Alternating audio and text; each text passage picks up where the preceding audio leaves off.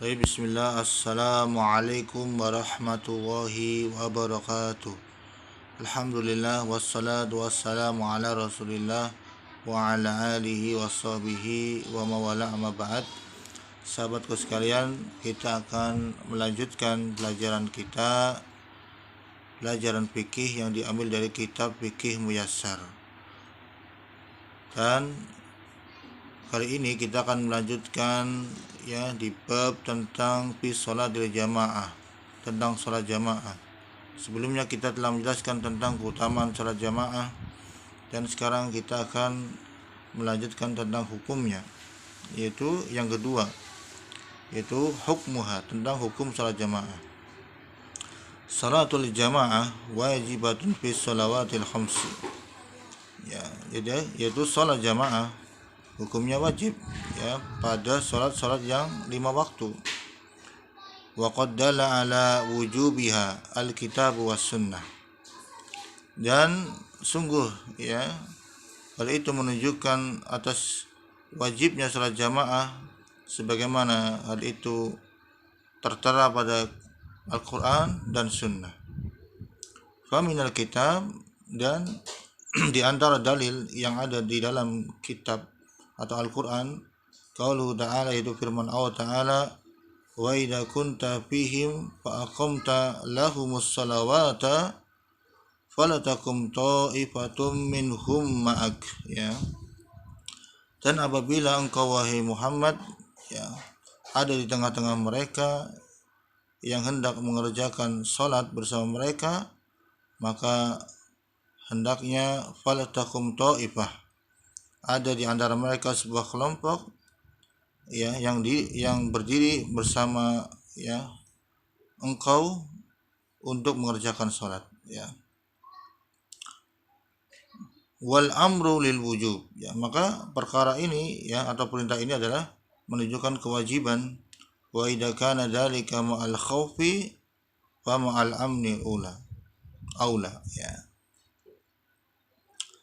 Maka apabila perintah tersebut adanya kekhawatiran atau rasa takut, maka diutamakan ketika keadaannya aman. Karena jika tidak aman, maka boleh hal itu dilakukan di rumah-rumahnya. Akan tapi para sahabat Nabi SAW dahulu ketika sholat berjamaah, mereka melaksanakannya bergantian ketika suasananya memang mengkhawatirkan. Kemudian wa minas sunnah, kemudian dalil yang berasal dari sunnah, hadisu Abi Hurairah radhiyallahu anhu, qala Rasulullah sallallahu alaihi wasallam, asqalus salati 'alal munafiqin salatul isya wa salatul fajr. Yaitu salat yang paling berat bagi orang-orang yang munafik, yaitu salat isya dan salat subuh. Walau ya'lamuna ma fihima la'atuhuma walau habwan. Sekiranya mereka mengetahui perkara pada salat kedua tersebut, maka sungguh mereka akan mendatanginya meskipun dengan merangkak. Ini menunjukkan bahwasanya sangat besar keutamaan salat isya dan salat subuh. Wa laqad hamamtu an amuran bis salati fatuqamu. Maka sungguh aku berkeinginan untuk memerintahkan salat dan menegakkan. Summa amura rajulan yusalli bin nas, dan memerintahkan kepada seorang untuk salat bersama manusia, atau memerintahkan untuk menjadi imam dengan salat bersama manusia. Summa antaliku ma'i birijalin ma'hum khuzzamun min khatabin illa qaumi la yashhaduna as-salata fa akhriqu alaihim buyutahum binnar. Kemudian aku keluar bersama mereka atau sebagian mereka dengan membawa kayu bakar, ya, untuk menuju kepada suatu kaum yang mereka tidak menyaksikan atau tidak hadir, ya, sholat berjamaah, kemudian aku fa akhriqu alaihim buyutahum binar, dan membakar, ya, kepada mereka atau rumah-rumah mereka dengan api. Ya, fadallal hadisu ala wujubi sholatul jamaah atau sholatul jamaah. Maka hadis ini menunjukkan bahwasanya salat jamaah wajib hukumnya. Wa dzalika li annahu sallallahu alaihi wasallam, oleh karenanya Nabi SAW, ya, menyebutkan hadis tersebut ada dua hal, ya. Yang pertama, wasafal muta'allifina anha bin nifaq. Nabi SAW, ya, mensifati orang yang meninggalkan salat jamaah dengan an-nifaq, dengan kemunafikan. Wal mutakhallafu anis sunnah la ya'uddu munafiqan. Akan tapi, ya, orang yang meninggalkan sunnah tidak dihukumi munafik. Fadalla ala annahum takhallafu an wajibin, ya, dan menunjukkan bahwasanya menyelisihinya atau meninggalkan dari perkara yang wajib. Kemudian yang kedua, kata Nabi SAW, annahu hamma bi'uqubatihim ala takhlifi anha. Kata beliau, aku berniat untuk memberikan hukuman kepada mereka, ya, dikarenakan mereka meninggalkan salat jamaah. Wal uqubatu innama takunu ala tarki wajibin. Dan sesungguhnya hukuman tersebut, ya, hanyalah terjadi karena meninggalkan yang wajib. Wa innama mana'ahu min tanfidil uqubah annahu la yu'aqibu bin nari illa Allah azza wa jalla. Akan tapi, ya, aku mencegahnya untuk melaksanakan hukuman tersebut dikarenakan, ya, la yu'aqibu bin nar, ya, tidaklah aku menghukumi, ya, dengan api kecuali Allah azza wa jalla. Wakila mana'ahu min dalika man fil buyuti min nisa'i wa durriyah alladina la tajibu alaihim salatul jamaah.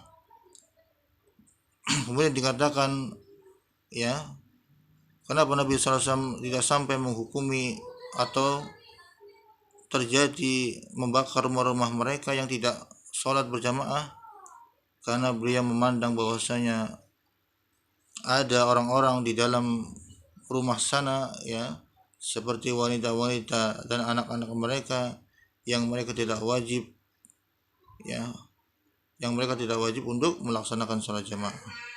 Kemudian wa minha, ya, diantaranya anna rajulan kafifal basari laisa lau qaidun. Kemudian bahwasanya seorang yang tidak bisa melihat, maka tidak ada padanya seorang penuntun. Ista'dana Nabi sallallahu alaihi wasallam an yusalliya fi baitihi, ya, kemudian meminta izin kepada Nabi sallallahu alaihi wasallam, ya, agar ia sholat di rumahnya. Faqala, kemudian Nabi sallallahu alaihi wasallam pun berkata kepadanya, atasma'un nida'a, apakah kau mendengar azan? Qala na'am. Kemudian orang yang buta tadi mengatakan, na'am, iya wahai Rasulullah. Qala ajib la ajidu laka ruksatan. Kata beliau, Nabi SAW, maka penuhilah, karena aku tidak mendapati bagimu sebuah keringanan. Ya, ini Masya Allah, ya, orang buta saja tidak boleh untuk, ya, tidak ada keringanan. Waliqaulihi sallallahu alaihi wasallam, man sami'a nida'a falam yajib, ya, fala salata lahu illa min udrin. Kata beliau Nabi SAW, siapa yang mendengar orang yang adzan kemudian ia tidak memenuhinya, maka tidak ada salat baginya kecuali dia miliki udzur.